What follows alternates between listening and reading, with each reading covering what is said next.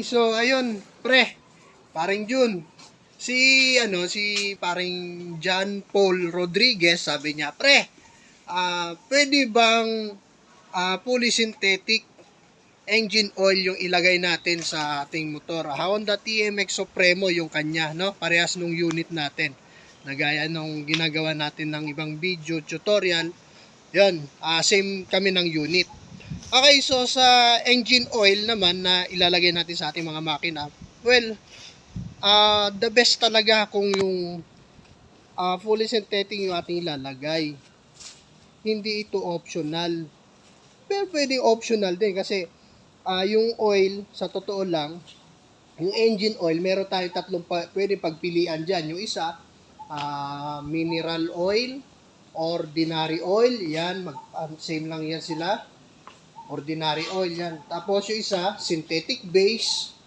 At yung isa naman is fully synthetic na engine oil. No? So, ang pinagkaiba nila, sa pagkakalam ko yun, yung mga additives, minerals, for engine protection ng ating mga makina. At the same time, siyempre, medyo may kamahalan talaga yung fully synthetic kung yun yung ating pipiliin. Sa mga engine oil, pre, marami tayong pwede pagpilian dyan.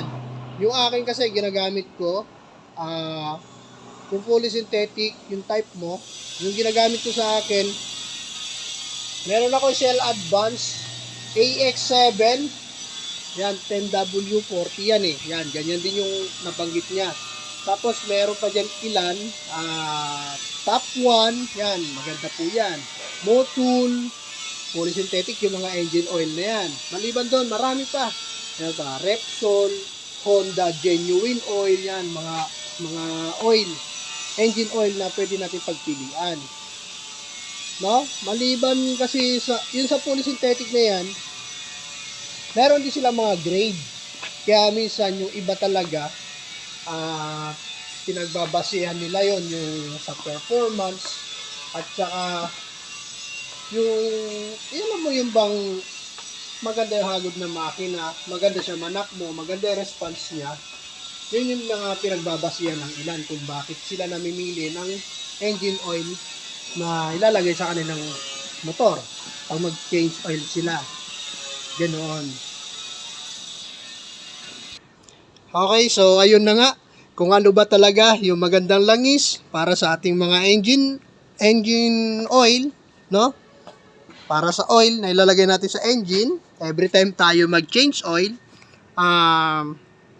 siguro, maliban sa sarili nating opinion, suggestion, the best din pre na tuunan natin ng pansin kung ano yung designated na engine oil para sa motor natin, na ito makikita natin doon sa kanilang mga manual booklet. Andun yun eh. Kung ano yung motor mo, halimbawa Honda TMX Supremo, may mga graded oil dyan na kung ano talaga yung specific niya, ano talagang design na engine oil na dapat natin ilagay sa kanya, pwede tayo doon bumase. Yun yung standard. Pero maliban doon, gaya nga ng ilan, karapatan din natin na mag-observe tayo ng ibang engine oil kung palagay natin hindi pa tayo satisfied doon. Ayun, no? So, pwede tayo mag-try ng iba. Gaya nga sabi mo, fully synthetic, synthetic base, or ordinary oil, mineral oil, pwede natin pagbasihan yan. Okay, so ito naman motor ko na to. Ako talaga, nag-stick to one na lang ako sa Shell Advance AX5. Ay, tama ba? Yung ano lang yun, ordinary oil. Yun lang yung gamit ko. Yan. Ito wala tong ang tawag nun? Gauge sa dipstick. Putol ito. Pero meron siya glass. No, so yun lang. Sa ganitong Kawasaki City Badja 125. Ayan, putol yan eh. Yung sa TMX Supremo kasi, meron siyang stick dyan. Oil dipstick ang tawag doon para malaman yung gauge, yung langis natin kung madumi na ba, maitim na ba siya, at saka yung level niya at the same time yung level. Ito, meron kami dyan, yung nasa taas na yan yung full level niya, at yung nasa gitna kailangan mo na siyang nagbawas na. Pag na nasa baba, lower level na yan ng engine oil ng ganitong klaseng motor. Ito ay CT125 Kawasaki Badja. Si Supremo pre, wala, nandun sa bahay. Sa Cavite. Ito muna yung gamit ko. Ngayon, sa oil naman, meron tayo, papakita ko sa iyo. Meron akong ibang oil na ginagamit. Ito, try ko lang dito dati kasi nag-oobserba din ako, gaya ng sayo. Pakita ko lang. Ito, maliban sa motor pre, maliban sa engine oil, titingnan din natin kung ano ba yung specific na oil. Kasi, gaya nito, yan, kahit sa drawing na lang, mapupuna mo na. Para siya sa mga ganitong, sabihin natin, big bike na design, pwede rin. Ito, may pang scooter kasi. Meron itong, specially designed for scooter. Meron din oil na designated for semi-automatic. Yan, meron din ganun eh.